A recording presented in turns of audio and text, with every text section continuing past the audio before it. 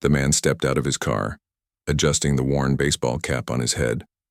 He glanced at himself in the rearview mirror one last time, making sure he looked just like any other customer. His jeans were slightly faded, his hoodie had a small tear near the sleeve, and his sneakers were scuffed enough to blend in with the crowd. This wasn't something he did often, but today felt different. Today, he wanted to see things from the ground level, to experience what it was really like for the people who kept his business running. He locked the car door and walked toward the diner across the street. It was one of his favorite spots, even though most people didn't know he owned it. The sign above the entrance read, "Thompson's Deli," bold letters painted in warm reds and yellows. Inside, the place buzzed with activity. Students sat hunched over laptops, sipping coffee while typing furiously. Construction workers in dusty boots leaned against the counter, laughing loudly as they waited for their orders. Families filled booths near the windows, sharing fries and milkshakes. It was exactly the kind of scene he loved seeing. Busy, alive, full of energy. But this time he wasn't here as the owner. He was here as just another face in the crowd. He took a deep breath and pushed open the glass door. A bell chimed softly as he entered, and the smell of freshly baked bread hit him immediately. It reminded him of when he first started, back when he was working late nights in tiny kitchens, trying to make ends meet. Those days seemed so far away now, but stepping into places like this always brought back memories. He joined the line at the counter, pulling a crumpled $5 bill from his pocket. Ahead of him, a young couple debated whether to get burgers or sandwiches. Behind him, an older man tapped his fingers impatiently, glancing at his watch. The chatter around him was constant, orders being called out, plates clinking, laughter bouncing off the walls. When it was finally his turn, he ordered a turkey club sandwich without hesitation. "To go," he added, sliding the money across the counter. The cashier, a teenager with a name tag that read Tia, gave him a quick smile before punching in the order.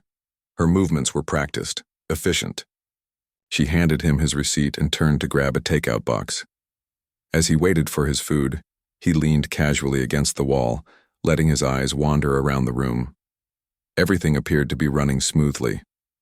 The staff moved quickly, balancing trays and refilling drinks. Customers seemed happy, chatting amongst themselves or scrolling through their phones. It was the picture of success, the kind of operation every business owner dreamed of having. But then, something caught his ear. Two voices, quieter than the rest, drifted over from behind the counter. They belonged to two of the cashiers, both young and clearly comfortable enough with each other to share private thoughts during their shift. One of them laughed softly, and the other responded with a comment that made him pause. "Yeah, I heard about this place," the first voice said. "My cousin works here too, and she says the owner is some rich guy who thinks he's better than everyone else." The words hit him like a punch to the gut. For a moment he forgot where he was. The bustling diner faded into the background as those words replayed in his mind. Rich guy? Better than everyone else? That wasn't how he saw himself. Not even close. Every decision he'd ever made for this company was meant to help people succeed, not to put himself above them. So why would someone think that? He forced himself to stay calm, pretending to check his phone while keeping one ear tuned to their conversation. The second cashier chimed in, her tone skeptical. "Really? Why would you say that?"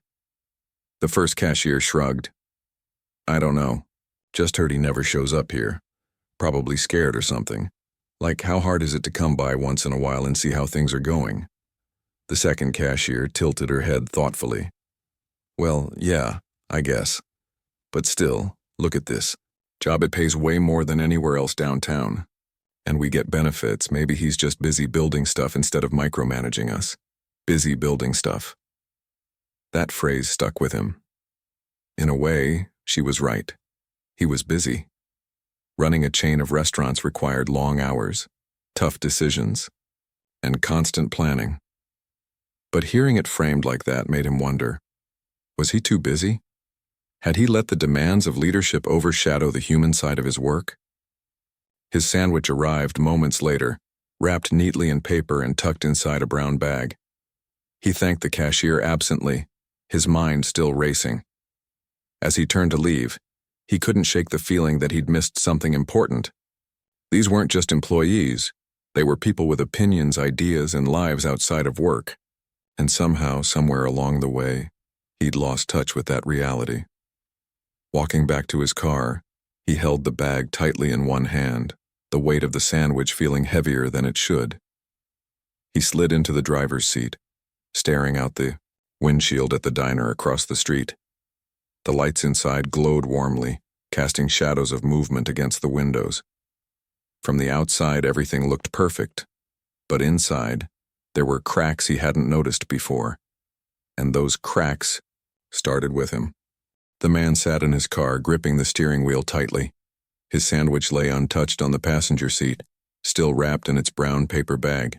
The conversation he'd overheard replayed in his mind like a broken record. It wasn't just the words that stuck with him. It was the tone, the casual way the two employees had dismissed him as someone who didn't care. Someone distant, someone unreachable. He leaned back against the headrest and closed his eyes for a moment, trying to process everything. He'd always thought of himself as a hands-on leader. Sure, he wasn't behind the counter flipping burgers or serving coffee every day, but he worked hard to create opportunities for others. Fair wages, health benefits, scholarships for employees' kids, those weren't small things. They mattered. Or at least they were supposed to matter.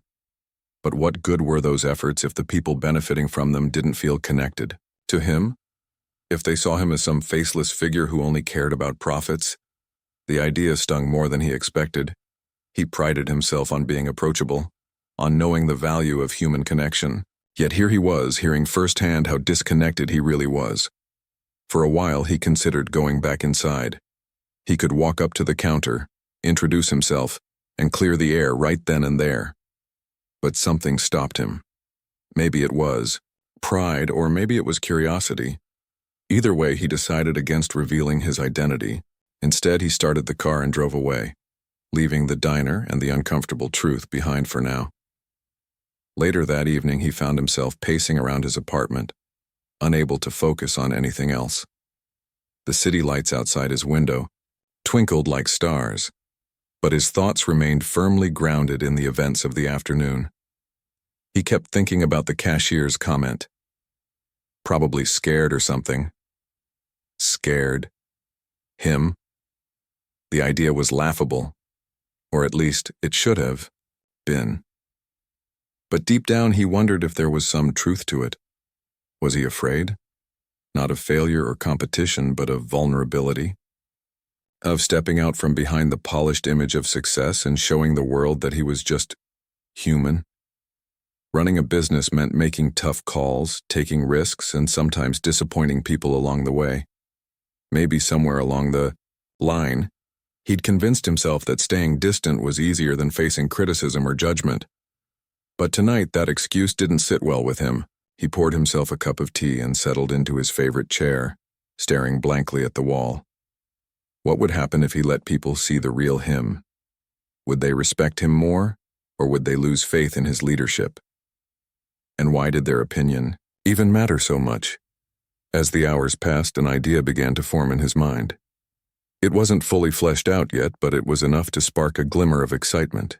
What if he went undercover again? Not just at this one diner, but at multiple locations across his chain.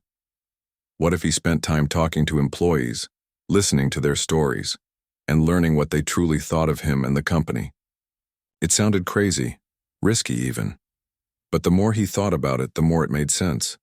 If he wanted to bridge the gap between himself and the people working for him, he needed to meet them where they were. He couldn't fix what he didn't understand. The next morning, he woke up early with a renewed sense of purpose. After a quick shower and breakfast, he dug through his closet for clothes that wouldn't draw attention. A faded hoodie, a pair of sneakers, and a baseball cap became his uniform once again. This time, though, he added a notepad and pen to his pocket. He wasn't just going to observe, he was going to document everything. His first stop was another location downtown, one he hadn't visited in months. The vibe here was different from the diner. Brighter lights, louder music, and a younger crowd gave it a livelier feel. As he stood in line, he struck up conversations with the customers around him. One woman complimented the staff, saying how friendly they always were. Another guy complained about the wait times during peak hours. Each interaction gave him a fresh perspective, reminding him of the little details that shape the customer experience. When it was his turn to order, he chose a grilled cheese sandwich and a soda. The cashier, a young man with a nose ring and a confident smile, greeted him warmly. "First time here?" he asked casually. "Yeah," the man replied, keeping his voice neutral. "Just passing through." "Well, you picked a good spot," the cashier said with a wink before ringing up the order. As he waited for his food, he wandered over to a corner table where two employees were chatting during a brief lull. One of them, a girl with curly hair, tied back in a ponytail, was venting about her schedule. "I mean, I get it, they're understaffed, but it's exhausting working doubles all the time." Her coworker nodded sympathetically. "Yeah, and for what? So the big boss can buy another mansion?" The man froze, his drink halfway to his lips. Another mansion? That wasn't true. He lived modestly compared to many other CEOs, but clearly that wasn't the perception among his employees.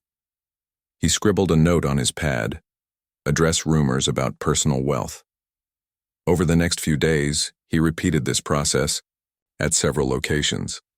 At each place, he listened carefully to both customers and staff, jotting down observations and insights. Some comments were positive, praise for fair pay, flexible hours, and career growth opportunities. Others were less flattering, highlighting issues like poor communication, lack of recognition, and feelings of neglect from upper management. One particularly memorable moment came at a suburban cafe. An older employee, probably in her late 50s, shared how grateful she was for the job. "Before I came here, I didn't think anyone would hire me," she admitted. "But this place gave me a second chance. For that, I'll always be thankful." Her words stayed with him long after he left the cafe. They reminded him why he'd started this journey in the first place: to give people opportunities, to make a difference. But they also reinforced the importance of staying connected to the mission, no matter how big the company grew. By the end of the week, his notebook was filled with notes, doodles, and reminders. He had seen the good, the bad, and the ugly sides of his own business. More importantly, he had heard the voices of the people who made it run, the ones whose opinions truly mattered. Back in his apartment, he spread the pages of his notebook across the dining table, organizing them into categories. Employee concerns, customer feedback, ideas for improvement. It all came together like pieces of a puzzle. Slowly but surely, a plan began to take shape. He realized that fixing these issues wouldn't be easy. It would require time, effort, and humility. But as he looked at the notes in front of him, he felt a spark of hope. This wasn't just about repairing misunderstandings. It was about rebuilding trust. About proving to his team that he wasn't just a name on a paycheck. He was someone who genuinely cared, and that was worth every bit of effort it would take. The man sat at his kitchen table, staring at the growing pile of notes scattered across the surface. Each page was filled with scribbles, observations, and reminders from his undercover visits to various locations. Some entries were short, a single sentence jotted down in haste, but others sprawled across the page, capturing entire conversations or detailed impressions. He'd spent hours piecing everything together, trying to make sense of what he'd learned. At first glance, the feedback seemed contradictory. On one hand, there were glowing comments about fair wages, flexible schedules, and opportunities for growth. Employees appreciated the stability the company provided, especially in an uncertain economy. Customers praised the friendly staff, the quality of the food, and the inviting atmosphere of the locations. These were victories, things he could be proud of.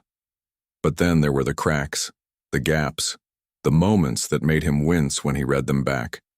Comments like "the boss doesn't care" or "upper management is clueless" weren't just isolated complaints, they were recurring themes.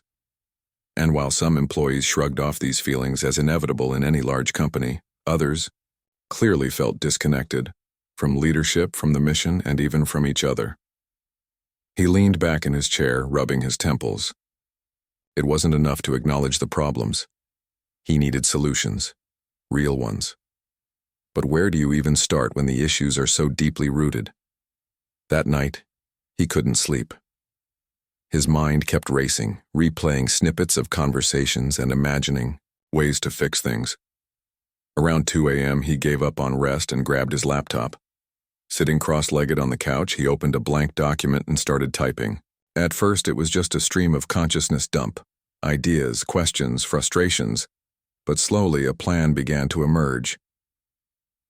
One of the biggest takeaways from his undercover trips was the need for better communication. Employees didn't feel seen because they rarely interacted with anyone above their immediate supervisors. They didn't know who was making decisions or why certain policies existed. To them, the leadership team might as well have been ghosts floating somewhere in the background. So, he decided to change that. What if he introduced something called face-to-face Fridays? Once a month, he or another executive would visit different locations, spending time with employees, answering questions, and simply being present. No formal meetings, no PowerPoint presentations. Just real, honest conversations. It sounded simple, but he knew it wouldn't be easy. For starters, he'd have to carve out time in his already packed schedule. Then there was the challenge of making sure employees actually felt comfortable speaking up. Would they trust him enough to share their true thoughts? Or would they clam up, afraid of saying the wrong thing? To address this, he added another idea to the list: a mentorship program. Senior leaders would pair up with frontline employees, offering guidance, sharing experiences, and fostering relationships over time. This way, employees wouldn't just see executives as distant figures. They'd know them personally. Maybe that would help bridge the gap. As he typed, he realized these initiatives wouldn't solve everything overnight.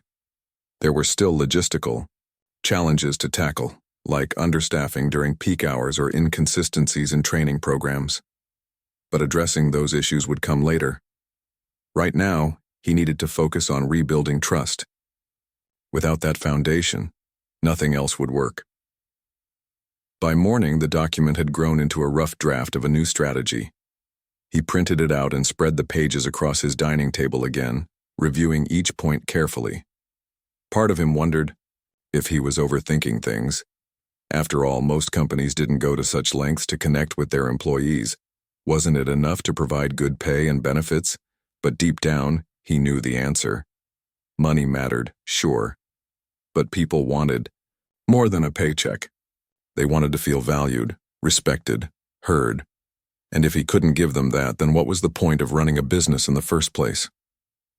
With a renewed sense of determination, he picked up his phone and called his assistant. "Ken, you set up a meeting with the executive team for tomorrow morning?" he asked. "There's something we need to discuss." The next day, the conference room buzzed with energy as the team gathered around the table. Everyone looked sharp in their suits and polished shoes, ready to dive into the usual agenda of numbers, projections, and quarterly goals. But when he stood up to speak, the room fell silent. "I want to talk about something different today," he began, holding up the printed pages of his plan. "Over the past few weeks, I've been visiting our locations, not as the CEO, but as a customer. I listened to employees, customers, and managers, and what I heard, well, it changed my perspective." He paused, letting the weight of his words sink in. Then he launched into a summary of his findings, sharing both the positives and the negatives. He talked about the pride employees felt in working for the company, but also the frustration they experienced when they felt overlooked. He mentioned the praise customers gave for the friendly service, but also the complaints about long wait times and inconsistent experiences. When he finished, the room was quiet. For a moment, no one said anything. Finally, one of the executives cleared her throat. "So, what's the plan?" He smiled faintly, sliding copies of his proposal across the table. "This is the plan." The team spent the next hour debating, refining, and adding to his ideas. By the end of the meeting, they had a solid framework for moving forward. They agreed to roll out face-to-face Fridays within the next month, starting with smaller pilot locations before expanding company-wide. The mentorship program would launch shortly after, pairing senior leaders with employees based on shared interests and career goals. As the meeting wrapped up, He felt a mix of relief and anticipation. Relief because he finally had a concrete plan. Anticipation because he knew the hard part was yet to come, putting it all into action. Later that evening, he found himself standing outside the same diner where this whole journey had begun. The lights inside glowed warmly, casting golden hues onto the sidewalk. Through the window, he could see the familiar faces of the staff bustling about, serving customers and laughing together. For a moment, he considered walking in, not undercover, this time, but as himself. He imagined stepping up to the counter, introducing himself and explaining everything he'd done over the past few weeks. But something held him back. Maybe it wasn't the right time. Maybe he needed to earn their trust first. Instead, he turned and walked away, his hands stuffed into his pockets. Tomorrow would be soon enough. The man woke up early the next morning, his mind buzzing with excitement and nerves. Today was the day he'd put his plan into action, the first official face-to-face Friday. He had chosen a small diner in the heart of the city as the starting point. It wasn't too big, not too flashy, but it had always been one of his favorite spots. The staff there worked hard, and the customers kept coming back for more than just the food. It was the vibe, the warmth, the sense of community. Still, he couldn't shake the butterflies fluttering in his stomach. What if they didn't want to talk to him? What if they thought this whole initiative was just a publicity stunt? Or worse, what if they saw him as out of touch no matter what he did? These questions swirled around his head as he got dressed, opting for something casual, yet professional.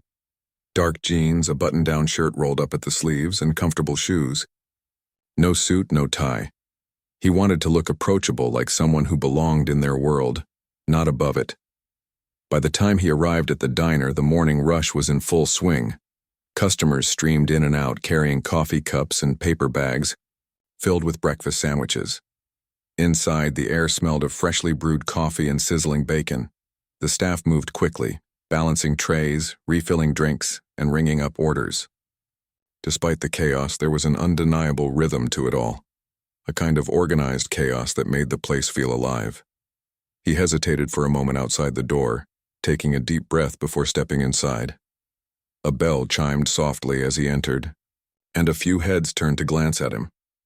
Most people went right back to what they were doing, but one of the cashiers, a young woman with curly hair tied back in a ponytail, gave him a polite smile. "Morning," she said brightly.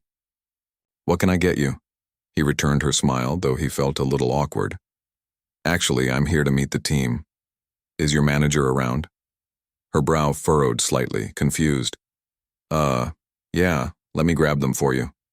A minute later, the manager appeared, a middle-aged man with glasses perched on his nose and a clipboard tucked under his arm. He looked surprised but welcoming. "Can I help you?" "Yes," the man replied, extending his hand. "I'm the CEO of this company. I wanted to stop by today to introduce myself and spend some time with everyone, if that's okay." For a split second, the manager froze, clearly caught off guard. Then recognition dawned, and his eyes widened. "Oh, of course. We weren't expecting you, but wow, this is great. Let me let the team know." Within minutes, word spread through the diner like wildfire. Employees stopped what they were doing, peeking out from behind counters and kitchen doors to catch a glimpse of him. Some looked curious, others skeptical, and a few seemed downright nervous. He could see it in their body language, the way they shifted uncomfortably or avoided eye contact. He understood why. For years, leadership had been a distant concept to them, something abstract and untouchable. Now suddenly, the person at the top was standing right in front of them, asking to chat. It was bound to feel strange. The manager gathered the team in a corner of the dining area, pulling chairs into a loose circle. The man joined them, sitting down so he was at eye level with everyone else. "Thank you all for taking the time to, meet with me," he began, his voice calm and steady. "I know you're busy, so I'll keep this short. I've been visiting different locations over the past few weeks, talking to employees and learning about their experiences. And honestly, hearing your stories has been eye-opening." He paused, letting his words sink in. Around the circle, faces softened slightly. One of the cooks raised an eyebrow. "You've been visiting places undercover?" He nodded. Yeah, I wanted to see things from your perspective, to understand what's working and what's not. And I have to say, some of what I heard, well, it wasn't easy to hear, but it's important. Because if we're going to grow as a company, we need to do it together. There was a murmur of agreement, though some still looked unsure. He pressed on. That's why I'm here today, to start bridging that gap. Moving forward, I'll be visiting different locations regularly, along with other members of the leadership team. We're calling it Face-to-Face Fridays. No presentations, no scripts, just honest conversations. You'll also see us rolling out a mentorship program soon, where senior leaders will pair up with employees to share experiences and build relationships. One of the servers, a young guy with a tattoo peeking out from under his sleeve, spoke up. So what exactly are we supposed to talk about during these visits? Anything, he replied without hesitation. Your ideas, your concerns, your goals. If there's something bothering you, if you feel like you're not being heard, I want to know about it. Same goes for the good stuff. If something's working well, tell me. I'm here to listen. The room fell silent for a moment, the weight of his words hanging in the air. Then slowly people started opening up. One employee talked about how much she appreciated the flexible hours, which allowed her to care for her aging parents. Another mentioned the frustration of dealing with broken equipment that took days to repair. Someone else joked about wanting better snacks in the break room, earning a round of laughter. As the conversation flowed, he scribbled notes in his notebook, nodding along and asking follow-up questions. He didn't interrupt or dismiss anyone's input. Instead, he listened intently, making sure each person felt heard. By the end of the session, the tension in the room had eased significantly. People seemed more relaxed, even smiling as they shared stories or cracked jokes. After wrapping up the meeting, he stuck around for a while, helping out where he could. He wiped down tables, refilled napkin dispensers, and even pitched in behind the counter when the lunch rush hit. At first, the employees seemed hesitant to accept his help, but eventually, they warmed up to him. They teased him good-naturedly when he accidentally spilled a tray of condiments and cheered him on when he successfully assembled a sandwich without messing it up. By the time he left, the atmosphere in the diner felt lighter, more connected. As he stepped out onto the sidewalk, he glanced back at the bustling restaurant one last time. The golden glow of the lights, the hum of activity, the laughter drifting through the open windows. It all reminded him of why he'd started this journey in the first place. But this was only the beginning.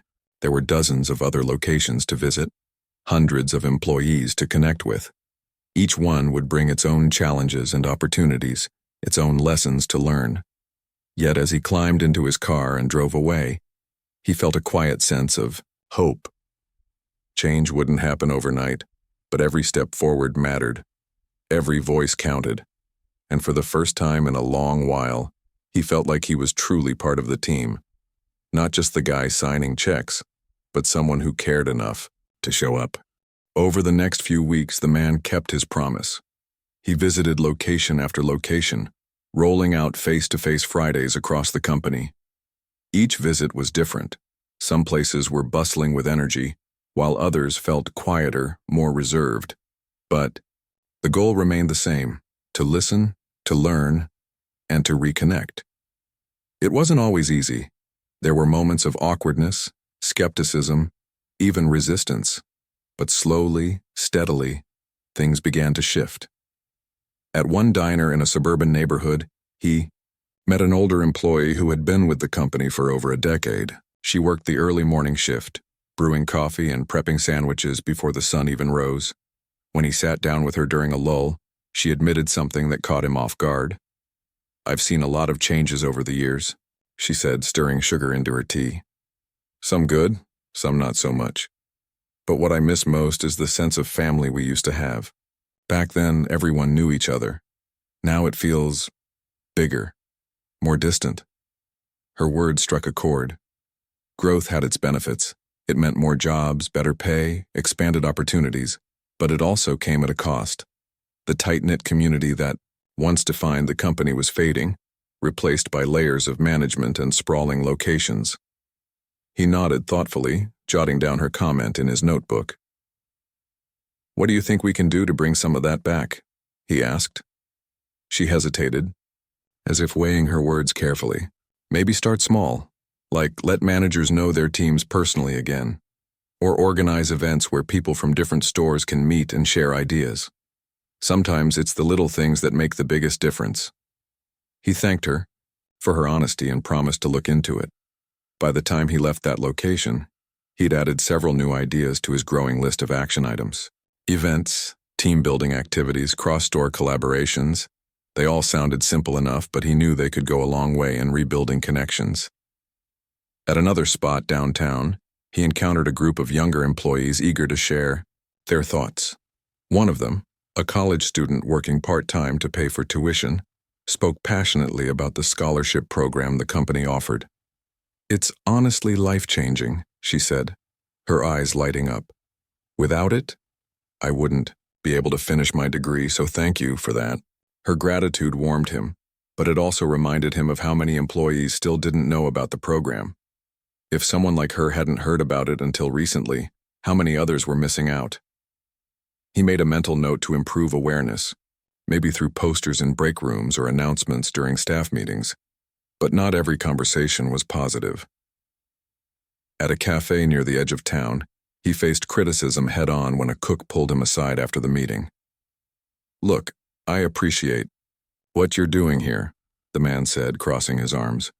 "But it doesn't change the fact that we're understaffed half the time. You come in, talk to us, and leave, and nothing really gets fixed." The man winced inwardly. The cook was right. Listening was only the first step. Action was what mattered most. "You're absolutely right," he admitted. "And I'm sorry. If it feels like we're not following through, that's on me. But I need your help too. Be honest with us, tell us what's broken, and hold us accountable. Because without feedback, we can't fix anything." The cook studied him for a moment, then nodded slowly. "Fair enough. Just don't forget about us once you walk out that door." "I won't," he replied firmly. And he meant it. As the weeks turned into months, patterns began to emerge. Some issues were universal, like the need for clearer communication or faster response times for maintenance requests. Others were location-specific, tied to unique challenges faced by individual stores. But no matter where he went, one thing became clear. People wanted to feel valued. They wanted to know that their work mattered, that their voices were heard, and that leadership cared about more than just profits. He started implementing changes based on the feedback he received. Broken equipment got repaired quicker. Schedules were adjusted to reduce burnout. Managers were encouraged to spend more time on the floor, interacting with their teams instead of hiding behind desks. Small gestures like handwritten thank you notes to employees or surprise free lunches during busy shifts helped boost morale in ways he hadn't anticipated. The mentorship program launched around the same time, pairing senior leaders with frontline employees based on shared interests and career goals. At first, there was some hesitation. Both sides weren't sure what to expect, but soon, meaningful relationships began to form. A young barista dreaming of opening her own bakery found herself paired with a regional director who had started his career in the exact same way. An aspiring chef connected with a culinary expert who offered tips and guidance on advancing in the industry. These partnerships weren't just professional, they were personal, built on mutual respect and trust. Despite the progress, he knew there was still work to be done. Change took time, and not everyone was convinced yet. Some employees remained wary, waiting to see if this newfound focus on connection would last. Others openly questioned whether these initiatives were genuine or just temporary fixes designed to boost the company's image. One afternoon, during a visit to a busy urban diner, he found himself face-to-face with one such skeptic. A server in her mid-20s approached him after the meeting, arms crossed and expression guarded. "So, are you really going to stick with this?" she asked bluntly. "Or is this just another PR move?" He met her gaze directly, choosing his words carefully. "To be honest, I don't blame you for asking that. A lot of companies say they care, but their actions don't match their words. All I can tell you is this. I'm committed to making this work, not because it looks good, but because it's the right thing to do. If I fail, call me out on it, but give me a chance to prove it." She studied him for a long moment, then shrugged. "All right, we'll see." Her response wasn't exactly glowing, but it was fair. He respected her honesty and appreciated the challenge. Accountability, after all, was key to building trust. By the end of the third month, the impact of these efforts began to show. Employee satisfaction surveys showed noticeable improvements. Turnover rates dropped slightly, and customer feedback reflected happier, more engaged staff. Even the skeptics started coming around, albeit slowly. Conversations became less defensive, more collaborative. People laughed together, shared stories, and celebrated small victories. But perhaps the most rewarding part was seeing the ripple effect. Employees who had initially doubted the authenticity of face-to-face Fridays began taking ownership of the initiative themselves. They suggested ideas, organized impromptu gatherings, and encouraged coworkers to speak up. What had started as a top-down effort was now becoming a grassroots movement, a shared commitment to creating a better workplace for everyone.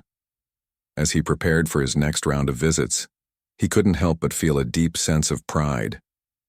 This wasn't just about fixing problems anymore. It was about building something lasting, something real. And though the journey was far from over, he knew they were heading in the right direction. Because at the end of the day, business wasn't just about numbers or strategies. It was about people. And when people felt seen, heard, and valued, amazing things could happen. It had been 6 months since the man first walked into that diner undercover, wearing a hoodie and baseball cap. 6 months of listening, learning, and trying to make things better. The journey hadn't been easy. There were missteps, misunderstandings, and moments when he wondered if he was making any real progress at all. But now, as he stood outside the same diner on a crisp Friday morning, he felt something he hadn't felt in years. Hope. He wasn't dressed casually this time. Today he wore a simple button-down shirt and slacks. Nothing flashy, but still professional enough to signal that this wasn't just another visit. It was important. As he pushed open the door, the familiar bell chimed above him, and the smell of fresh coffee greeted him like an old friend. The place looked exactly the same. Warm lighting, cozy booths, and busy staff moving around with practiced ease. Only this time, when people saw him walk in, there was no confusion. Word had spread quickly about his visits, and everyone knew who he was now. The 2 cashiers from that first day, the ones whose conversation had sparked this entire journey, were working behind the counter. They froze for a moment when they recognized him, their eyes widening in surprise. Then one of them broke into a grin. "Hey, it's you," she said, leaning forward slightly. "We didn't think we'd see you again." He smiled back, feeling a mix of nerves and excitement. "Well, I promised I'd come back, didn't I?" She laughed softly, shaking her head. "Yeah, but most bosses don't keep promises like that." Her words hit him harder than she probably intended. It wasn't meant as a compliment or a dig. It was just the truth.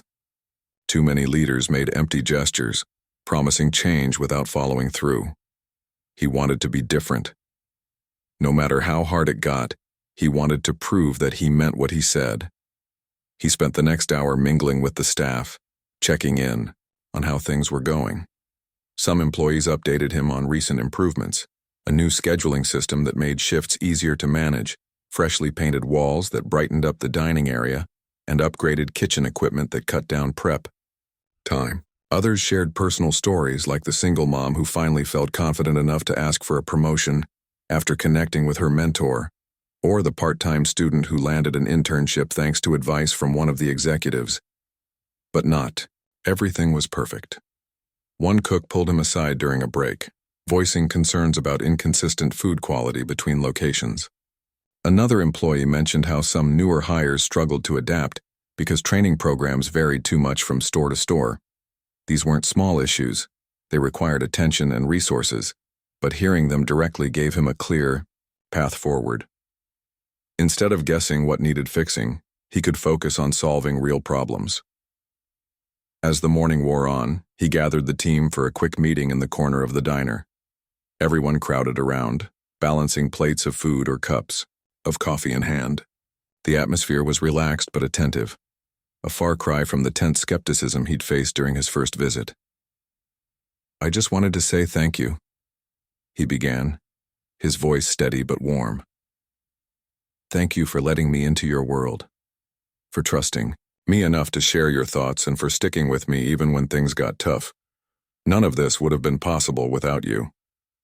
There were nods and murmurs of agreement, but he could tell some people were still waiting to hear more. So he continued. "When I started this, I thought I knew what leadership meant. Turns out I had a lot to learn.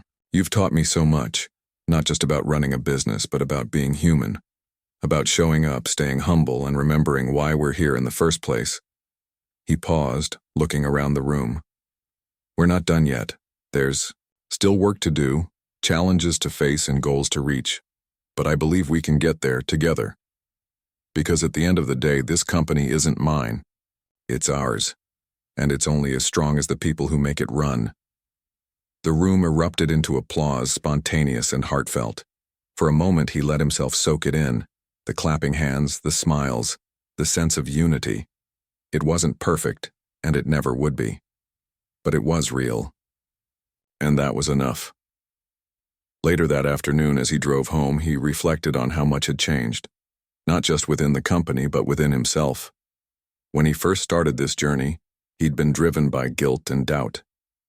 Hearing those cashiers talk about him as someone distant, uncaring, had shaken him to his core. Now, though, he understood that leadership wasn't about avoiding criticism. It was about using it to grow. It was about admitting mistakes, asking for help, and doing whatever it took to build trust. His phone buzzed on the seat beside him, pulling him out of his thoughts. It was a text from one of the mentors in the program, updating him on a mentee's progress. Apparently, the young barista who dreamed of opening her own bakery had taken the first step toward making it happen. She'd enrolled in a business course and was already brainstorming ideas for her menu. He smiled, typing a quick reply. "That's amazing news. Let me know how I can support her." As he parked outside his apartment building, he realized something else. This wasn't just about the company anymore. It was about leaving a legacy. Not one defined by profits or titles, but by the lives he touched along the way. Every employee, every customer, every person who walked through the doors of one of his locations, they were part of something bigger. Something meaningful. That evening, he sat down at his kitchen table with a cup of tea, flipping through the pages of his notebook. Notes from meetings, sketches of ideas, reminders of conversations. It was all there, a record of his journey. At the very front, he found the original comment that had started it all. Probably scared or something. He chuckled softly, shaking his head. Scared? Maybe he had been at first, but fear wasn't what drove him now. What kept him going was the belief that people mattered, that connection mattered, that showing up, really showing up, could change everything. For the first time in a long while, he closed the notebook and set it aside, feeling a quiet sense of peace. The road ahead wouldn't always be smooth, but he was ready to listen, to lead, and to keep building, not just a business but a community, because in the end that's what it was all about.